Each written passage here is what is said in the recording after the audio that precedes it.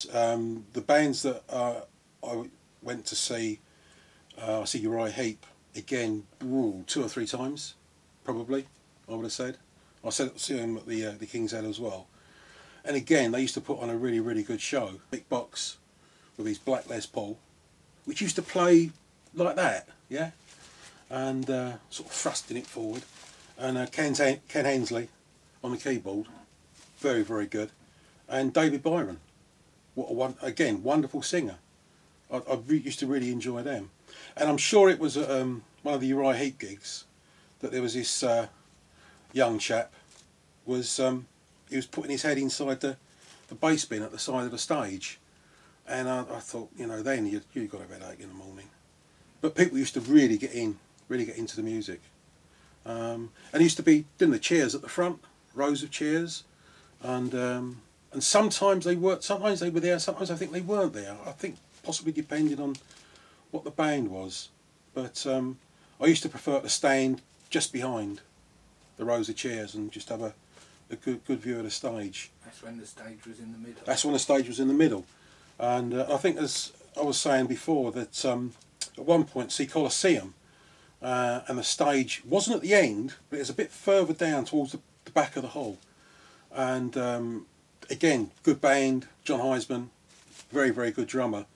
And the thing that I remember about that gig is that he had double bass drum set up, and he had lights inside the bass drums. And when he was doing his drum solo, and let's face it, everybody took drum solos in those days, so the rest of the band could go off and have a rest.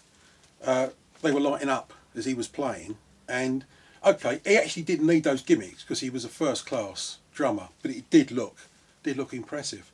And the other strange thing about that gig was Dick Extall-Smith, you know, sax player, and he kept winking at me, and I didn't know whether it was if he was into the music or if he was anyway, yeah. But Chris Farlow was singing then, and Clem Clemson was guitar. Excellent band.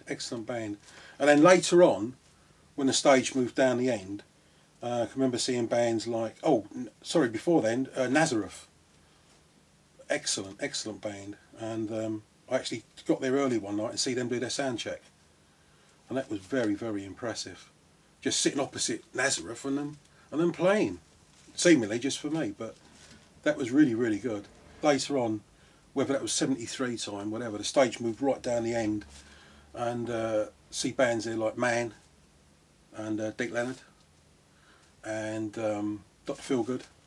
And I think the last band that I see there was Curzon Flyers.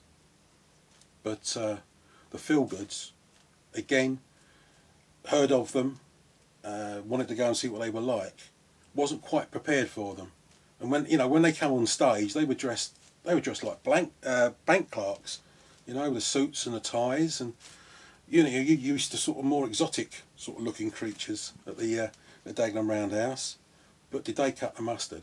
They were, you know, the big figure, and Wilco, Lee Brillo, wonderful band.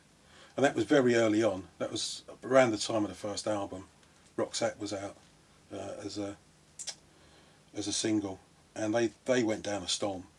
As I say, the last band that I see there, I'm sure, was the Curzon Flyers, and they was a bit more country tinged, but excellent band, excellent memory.